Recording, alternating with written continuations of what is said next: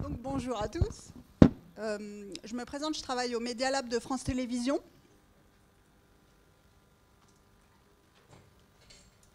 Alors, qu'est-ce qu'on fait au Media Lab de France Télévisions? Eh ben, on gère la publication de metamedia.fr, qui est un blog de prospective et d'innovation sur le digital.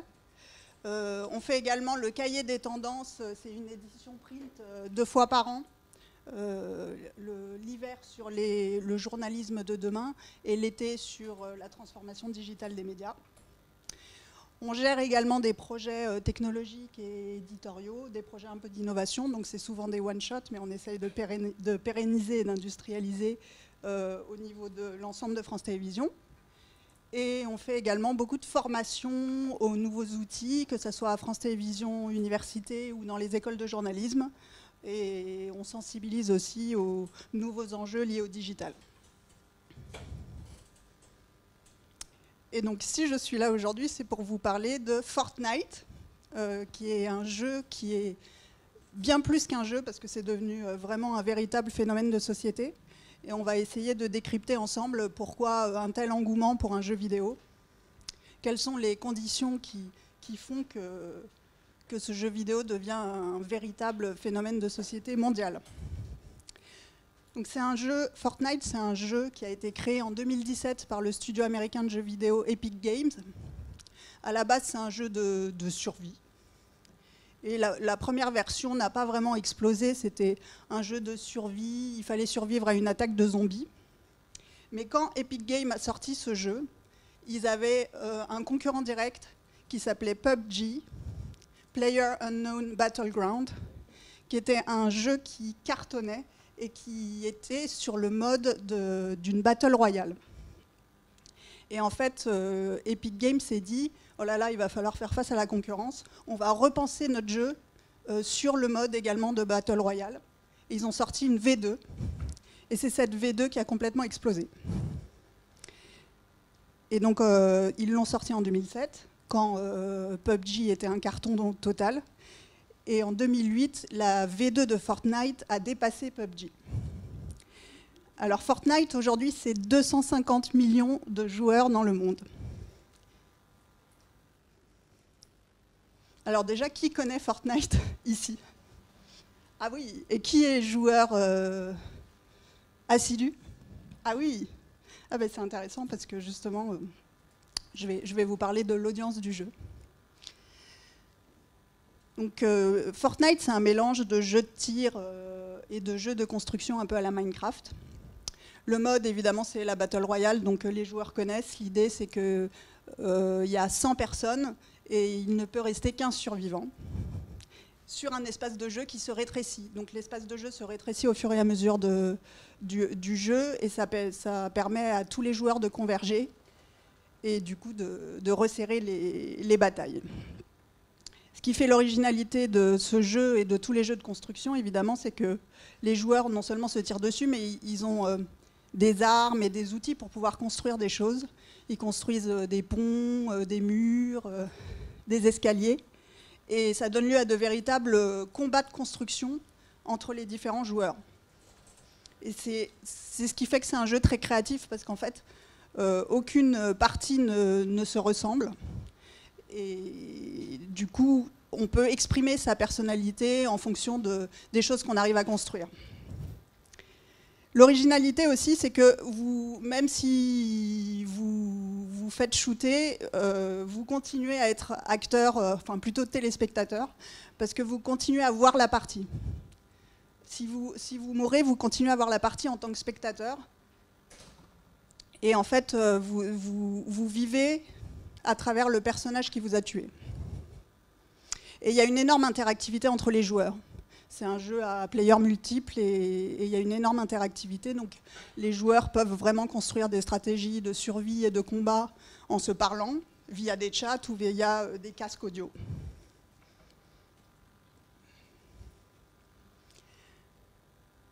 Ah. Attention.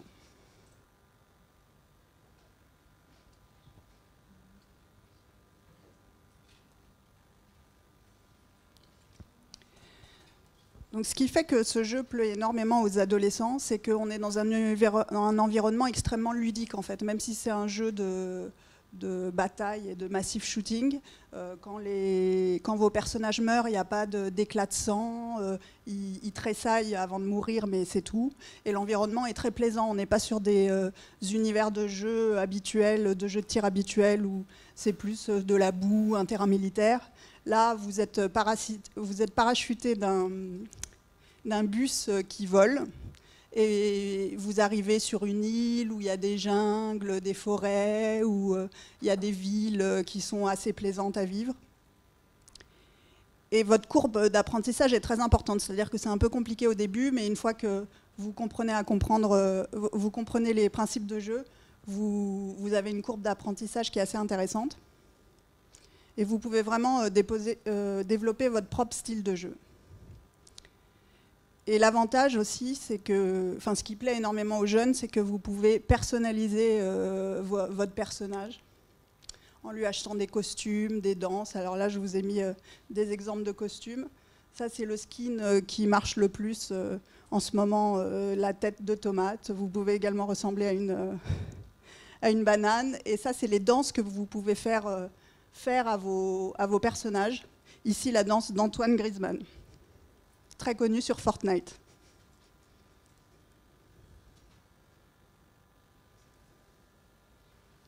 Donc ça, c'était un média. Non, mais ça, c'est un média. Non, ça marche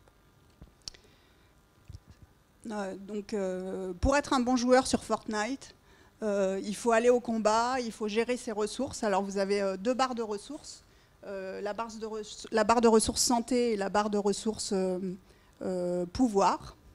Il faut essayer d'avoir différentes armes sur soi, que ce soit des armes à longue portée, à courte portée, des explosifs. Et il faut énormément construire. Construire non seulement pour se défendre de l'agresseur, mais aussi pour aller au combat. Et il faut également identifier les zones safe. Donc vous avez des cartes interactives. Et en identifiant les zones safe, vous pouvez identifier après quelles seront les prochaines zones de combat.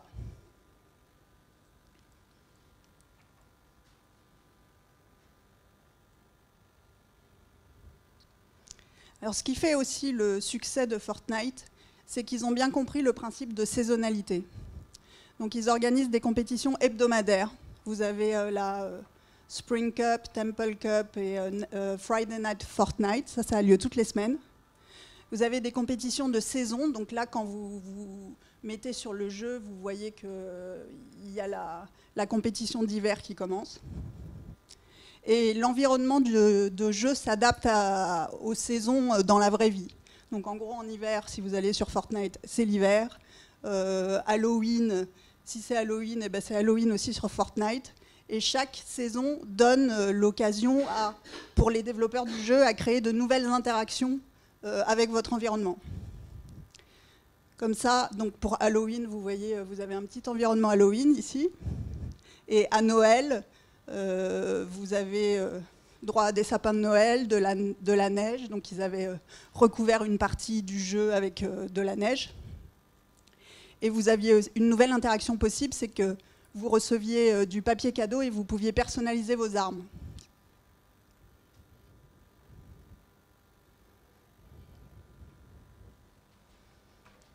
Et ce qui fait la force aussi de Fortnite, c'est que ça devient pratiquement un programme télévisé. C'est-à-dire que les meilleurs joueurs diffusent leurs performances via YouTube ou Twitch, qui est la plateforme de streaming vidéo.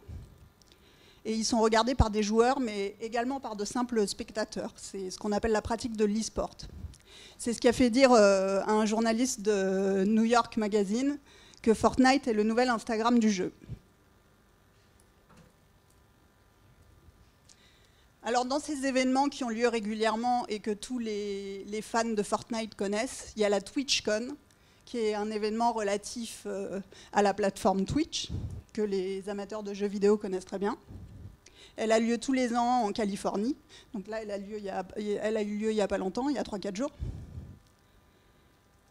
Et Fortnite est le jeu le plus streamé sur Twitch. Donc là, vous avez tous les streamers les plus connus qui se rassemblent à la TwitchCon.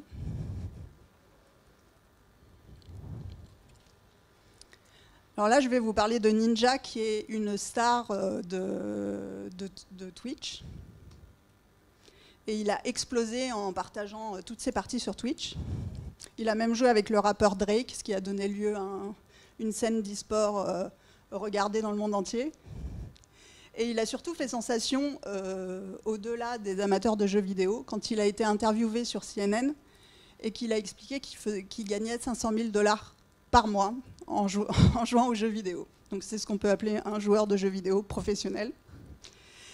Et en fait, il gagne ses revenus du streaming essentiellement. C'est-à-dire que ses revenus viennent des publicités qui sont diffusées sur la plateforme de streaming et des abonnés qu'il a.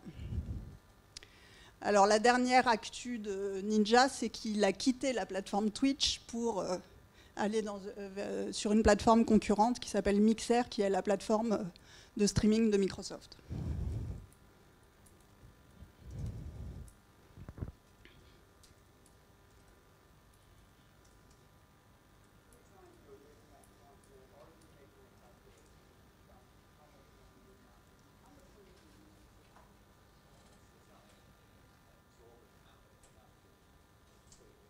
Vous entendez correctement ?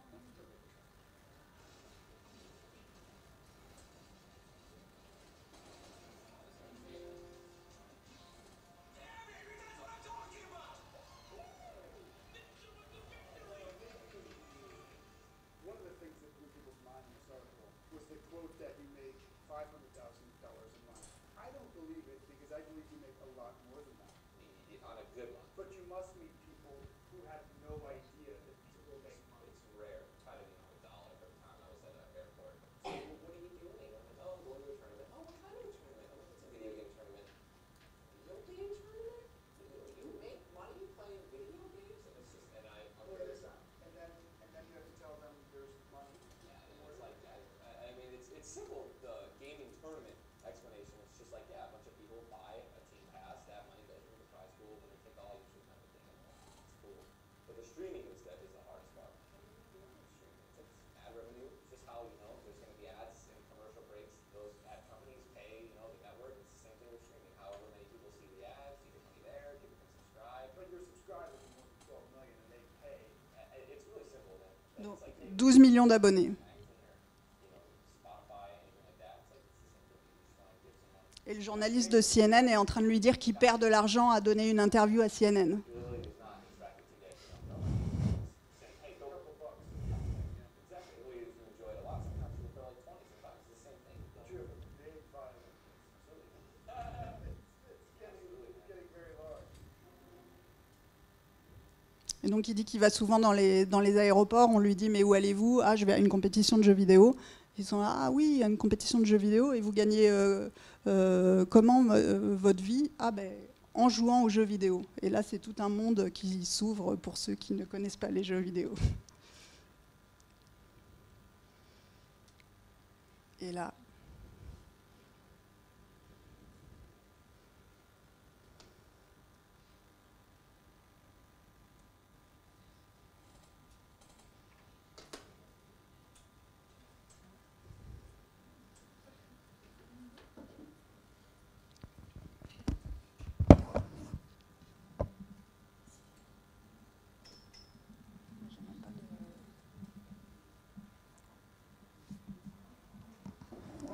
Il n'aime pas les médias.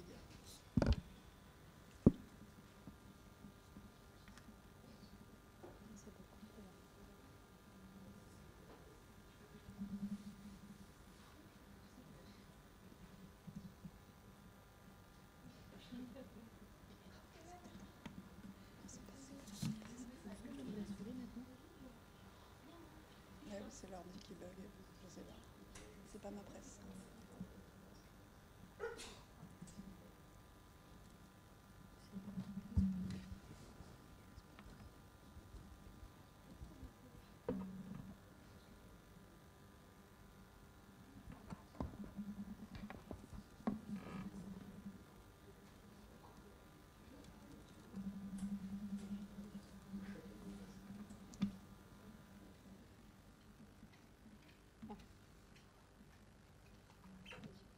Là,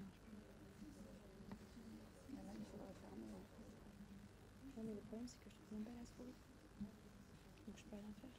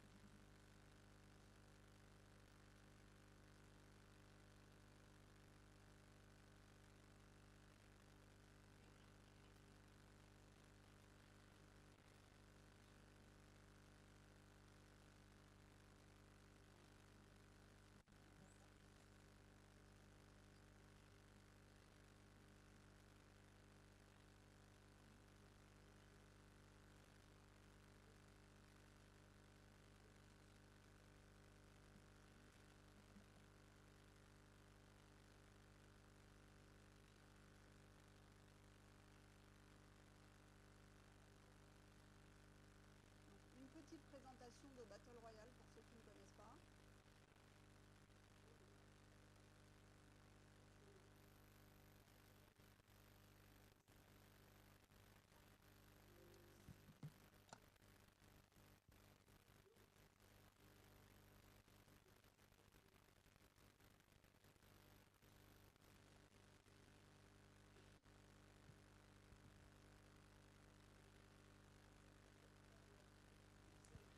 Donc là, vous voyez, vous êtes parachuté d'un bus, et ça, c'est l'univers dans lequel vous êtes parachuté.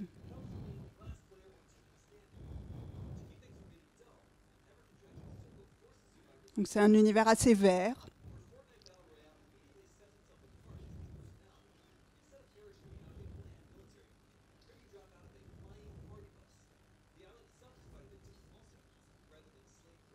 Là, vous êtes dans la jungle.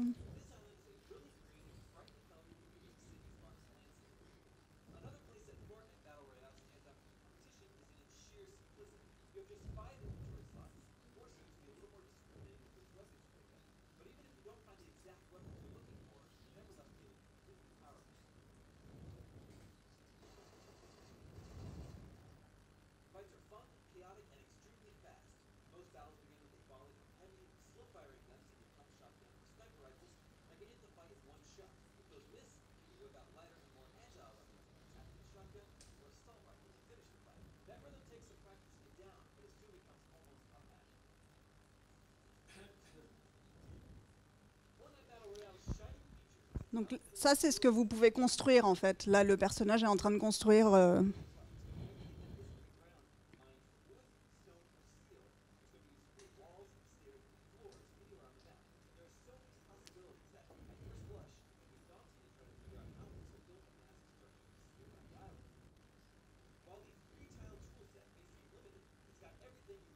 Donc c'est un peu les combats de construction dont je vous parlais.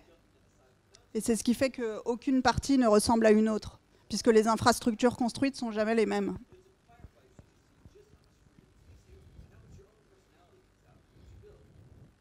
Et c'est comme ça que les joueurs peuvent développer leur propre personnalité, en fait.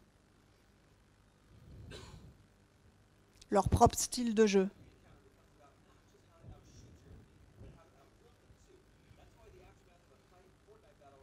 Voilà. On va essayer de ne pas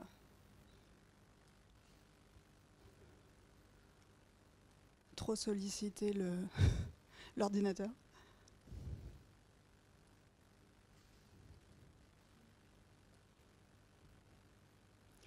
Donc, un autre événement, c'est la Pro-Am, qui est un tournoi à but caritatif qui a lieu chaque année.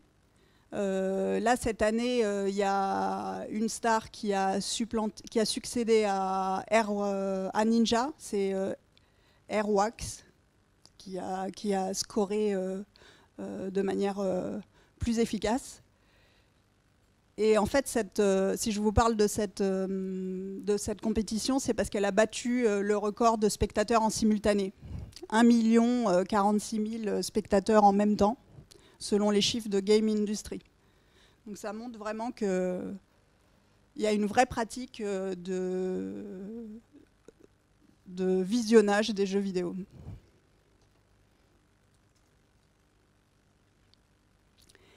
Alors, il y a aussi une Coupe du Monde Fortnite, et la dotation de la Coupe du Monde de Fortnite est plus importante que celle de Roland-Garros. Donc, vous pouvez gagner 2 672 000 € si vous êtes performant à Fortnite. Et Roland-Garros, c'est seulement 2 200 000 €.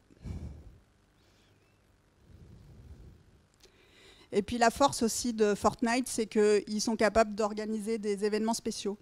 Ils ont organisé un concert avec le DJ Marshmello, qui est considéré comme un des 10 meilleurs DJ au monde,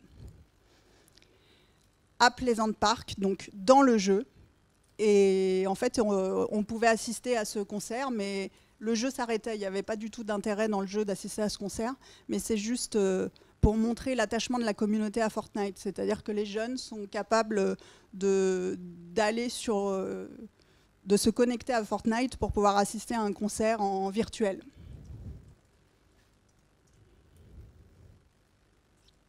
Donc là, on a un joueur belge qui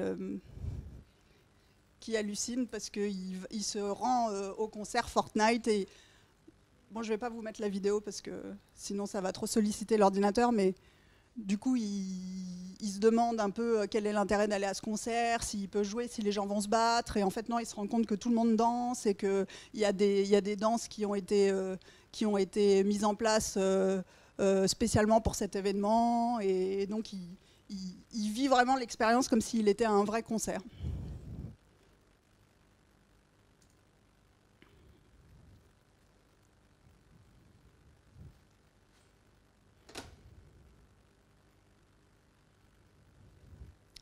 La force aussi de ce jeu, c'est qu'en fait, ils ont été très malins en termes de distribution. C'est-à-dire qu'ils ont décidé de distribuer le jeu gratuitement. Et c'est très dur de trouver un jeu en mode Battle Royale en free-to-play. En général, la version Battle Royale, elle est payante. Et eux, ils se sont dit, on va tout distribuer sur tous les supports, mobiles, consoles et PC, gratuitement. Et c'est même disponible sur les jeux, sur les smartphones depuis mars 2019. Et ça fait un véritable carton. Donc non seulement c'est free-to-play, mais en plus c'est cross-platform. Donc ça rassemble vraiment tous les joueurs potentiels. Donc à la fois PS4, Xbox, mais aussi les mobiles iOS, Android. Et ils ont même réussi à bypasser un peu le monopole de Google Play Store en proposant un téléchargement directement sur leur plateforme. Alors on peut se demander comment le concepteur de ce jeu vidéo gagne autant d'argent. Mais en fait, la force, c'est ce qui fait la force des modèles économiques des jeux vidéo, c'est que c'est pas vraiment free en fait, c'est freemium. C'est-à-dire que vous commencez à jouer de manière gratuite, mais pour pouvoir avoir un jeu intéressant, vous avez des contenus additionnels qui sont payants. Mais ce qui différencie Fortnite, c'est que les contenus additionnels ou les armes additionnelles ou les costumes additionnels que vous allez acheter, ils ne vont pas vous donner un avantage stratégique sur le jeu. En fait, c'est purement ludique, mais ça marche énormément. Donc vous pouvez acheter ce qu'on appelle des skins, des objets, des armes. Vous pouvez aussi acheter des danses, c'est ce qui a fait le gros succès de Fortnite. Et vous avez une monnaie virtuelle qui s'appelle V-Buck. Tout ça, c'est extrêmement bien pensé par les concepteurs, parce qu'ils se disent, on va prendre une monnaie virtuelle, parce que si on prend du véritable argent, les gens vont se rendre compte qu'ils dépensent énormément. Alors avec la monnaie virtuelle, il y a quand même On a d'abord des features qui sont gratuites, et puis après on a cette monnaie virtuelle qui s'affiche, et on dépense beaucoup plus facilement, puisqu'on n'a pas à sortir son porte-monnaie. Et leur force aussi, c'est qu'ils renouvellent régulièrement leurs skins et leurs costumes en sortant des boutiques de saison. Donc là, on est comme dans l'industrie de la mode traditionnelle, c'est-à-dire que si vous voulez vous détacher des autres joueurs, eh ben, vous allez trouver un skin qui n'a été vendu qu'en 2019 pendant 3 semaines, et vous l'achetez, et donc du coup vous vous détachez. Vous pouvez aussi acheter une multitude de danses. Donc la danse du footballeur Antoine Griezmann est très connue, mais il y a énormément de danses qui plaisent énormément. Et dans cette vidéo, si elle marche,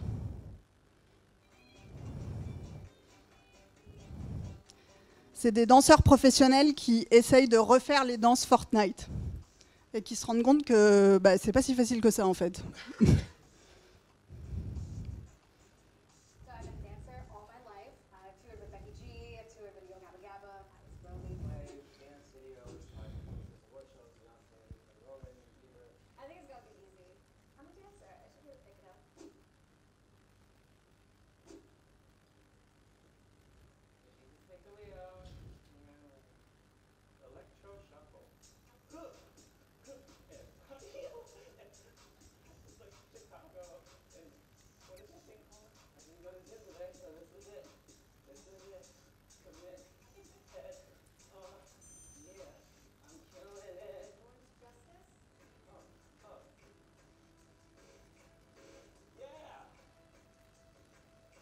Donc évidemment, ces danses sont des danses qui sont reproduites dans les cours de récré, sur les stades de foot, et c'est ce qui fait qu'après ça devient un vrai phénomène de société parce que ça devient un référent culturel.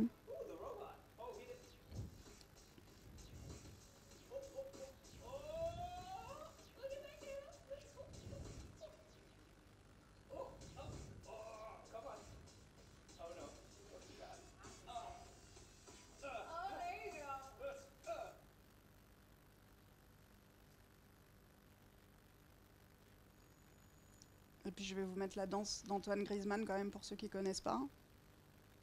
En fait, je vous mets plutôt Antoine Griezmann qui fait une entrée sur le terrain de foot à la Fortnite. Donc ça montre bien qu'en fait le jeu rejoint la réalité et influence la réalité. Donc Antoine Griezmann qui est un grand fan de Fortnite.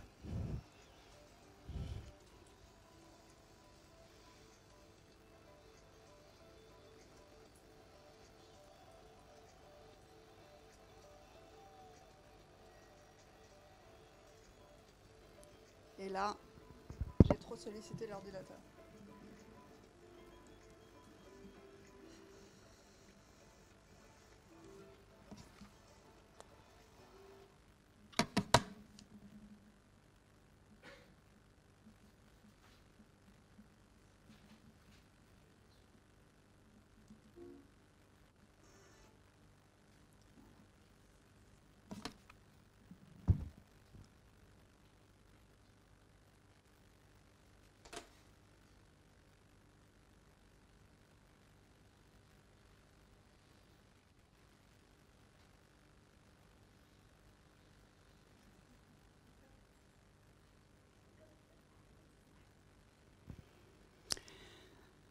Donc ce qu'on appelle l'objectif, c'est de ne pas être un Bambi sur Fortnite. Ce qu'on appelle les Bambis, c'est ceux qui ont leur personnage, en fait, qui a les tenues par défaut et les danses par défaut.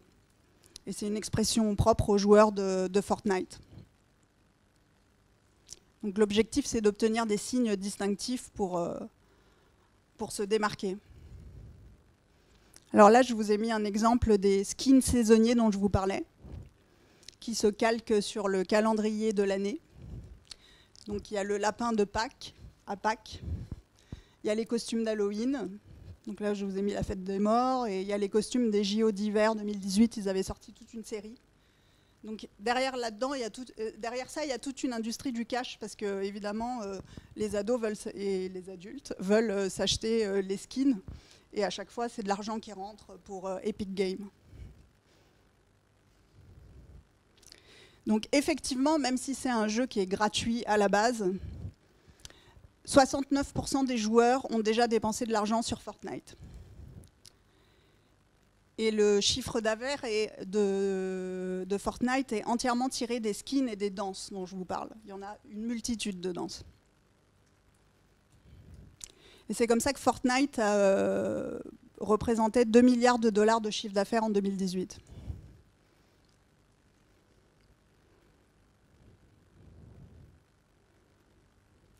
Pourquoi un tel succès aussi de Fortnite? C'est que en toile de fond, il y a un marché de l'e-sport qui a complètement explosé et qui connaît une croissance exponentielle. 60% des joueurs regardent de l'e-sport, donc principalement la Gen Z, mais pas uniquement. Donc les 18 à 25 ans, ils passent 4 heures par semaine à regarder des jeux vidéo en ligne. Et c'est 77% de plus de temps que regarder des émissions de sport traditionnelles. Donc c'est une vraie pratique télévisuelle de regarder des jeux vidéo, des gens jouer aux jeux vidéo en ligne. En 2019, il y avait 930 000 pratiquants français d'e-sport, 5 66 000 consommateurs d'e-sport en France et 9,36 milliards d'heures de visionnage sur Twitch dans le monde. Donc ça, c'est les prévisions selon le cabinet d'études Newzoo, qui est spécialisé dans l'étude des jeux vidéo, du marché de l'e-sport dans le monde. Vous voyez qu'il y a quand même une courbe qui donne le vertige. En 2018, le marché de l'e-sport représentait 865 millions de dollars. En 2019, 1096. Et on prévoit 1790 millions pour 2020.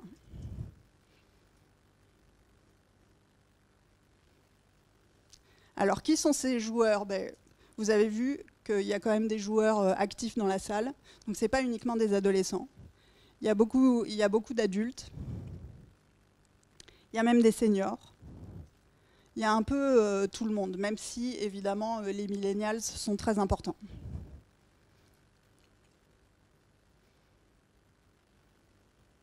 91% des joueurs de Fortnite ont plus de 18 ans, selon les chiffres Médiamétrie.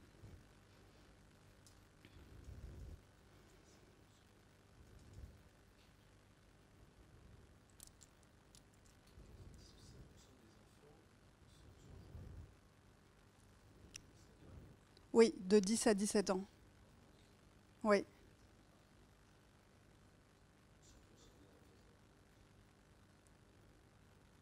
Ah oui.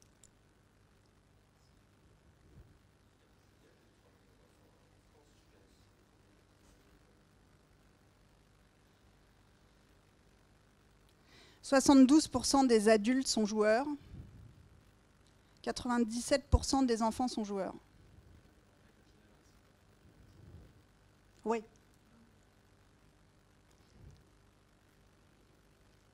Ça, c'est les chiffres Médiamétrie. Il n'y avait pas de chiffres Fortnite. Il faut des cabinets spécialisés pour les chiffres Fortnite. Et en termes de pratique, les joueurs jouent plutôt le soir devant un écran télévisé. Donc, c'est la pratique du multi-écran. Ça, c'est peut-être plus parlant. Mais c'est toujours les jeux vidéo. Ce n'est pas que Fortnite. Donc, on voit que c'est vraiment une activité quotidienne.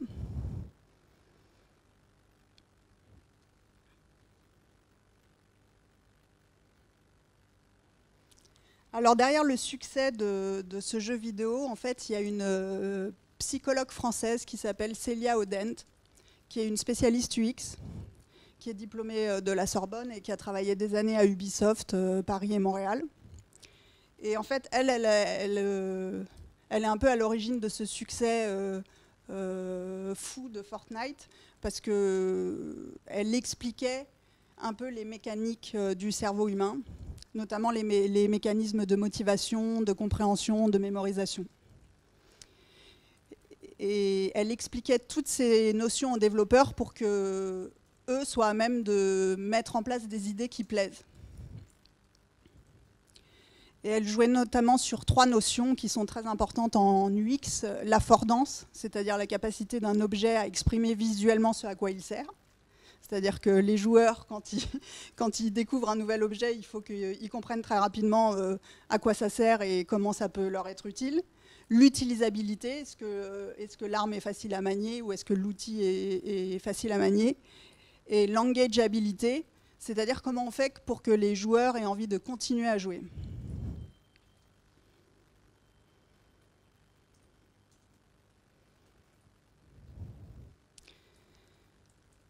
Donc ça nous amène à poser un peu quelques petites questions éthiques qui se posent également pour les réseaux sociaux. C'est-à-dire que ce jeu Fortnite, c'est des millions et des millions d'heures jouées. Et en fait, c'est un jeu qui est surtout ludique avant d'être un peu éducatif. Il joue totalement sur les mêmes ressorts d'addiction utilisés pour les réseaux sociaux. Et il est renouvelable à l'infini. Quand on visionne des interviews de game designers, ils disent bah oui, nous on joue sur les notions d'aléatoire, qui marchent énormément pour les réseaux sociaux, de renouveler sans cesse l'environnement et de faire en sorte qu'il n'y ait jamais de fin. C'est un peu comme l'Infinite Scroll, c'est-à-dire qu'on ne termine pas Fortnite. C'est un jeu de service et les gens ne terminent pas en accédant au dernier niveau et en ayant une fin absolument scénarisée et hallucinante et en se disant « oh là là, j'en ai retiré quelque chose ».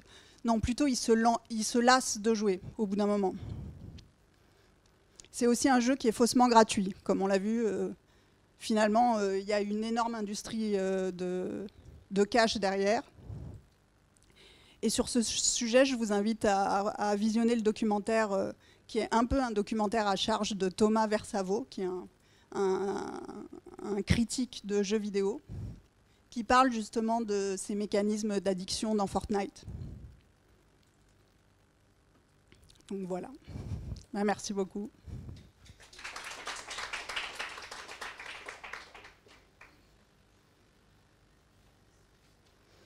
Est-ce que vous avez des questions ?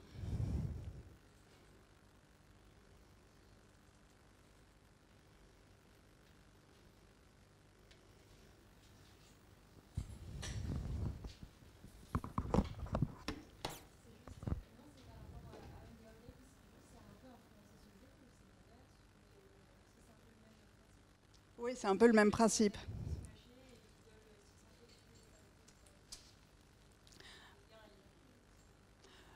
Un lien, pas vraiment. Après, les jeux de survie, ça plaît énormément dans les jeux vidéo. Et l'idée, c'est plus d'avoir un multiplayer massive online game, donc d'avoir énormément de joueurs en même temps et de pouvoir créer une communauté qui éventuellement se rejoint dans la vraie vie et existe en dehors du jeu vidéo. Et après, les jeux de tir et de survie, ça existe toujours. Après, je ne sais pas si dans Hunger Games, la surface se rétrécit. Un peu. C'est surtout les budgets qui se rétrécissent. Donc Est-ce que vous avez une idée du nombre de femmes versus hommes qui jouent à Fortnite? Est-ce qu'il y a un problème? Parce que j'avais vu dans la finale de la Coupe du Monde, il y avait 100 finalistes masculins. Il y avait zéro femme représentée. Il y avait tout un aspect de la diversité qui n'était pas respecté dans le jeu. Et je voulais savoir si vous avez des... Alors, j'ai pas de chiffres exacts, mais si vous regardez les profils des streamers les plus connus à la TwitchCon, il y a tous leurs profils, il y a beaucoup de filles. Il y a pas, avec les cheveux violets, verts, ouais. C'est bien représenté. Alors, je sais pas si c'est du 50-50, mais...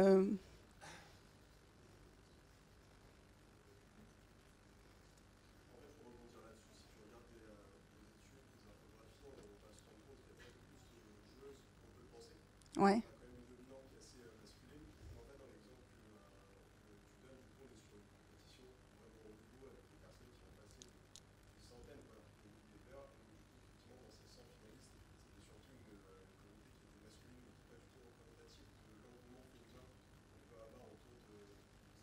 Là, vous voyez, il y a quand même des filles.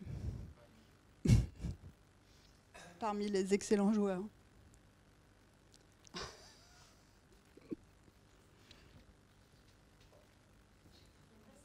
Parce que, en fait, des fois, vu que le chat est ouvert et que on peut interagir, il y a une sorte d'environnement toxique pour les filles où elles se font des fois décourager pour jouer. C'est pour ça que tu as beaucoup plus de garçons qui se professionnalisent et deviennent finalistes de la Coupe du Monde que de filles.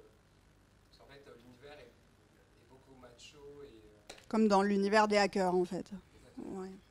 Après, pour revenir là-dessus, pareil, ça va dépendre surtout un petit peu de chacun des streamers. Un streamer va avoir sa propre communauté. Ça veut dire que de lui-même, s'il n'est pas du tout à l'aise avec une communauté qui est machiste et qui va dézinguer les filles qui vont venir regarder le stream, il le fera comprendre et c'est pas la communauté qui veut le fédérer. Par contre, tu vas avoir d'autres streamers comme un Ninja qui voit, je sais pas combien de messages passer à la seconde, qui vont choper un ou deux, mais qui va pas s'attarder autant à construire la mentalité de cette communauté. Donc là, pareil, en fait, cette mentalité-là, elle va beaucoup dépendre du streamer et de la communauté qu'il peut y avoir.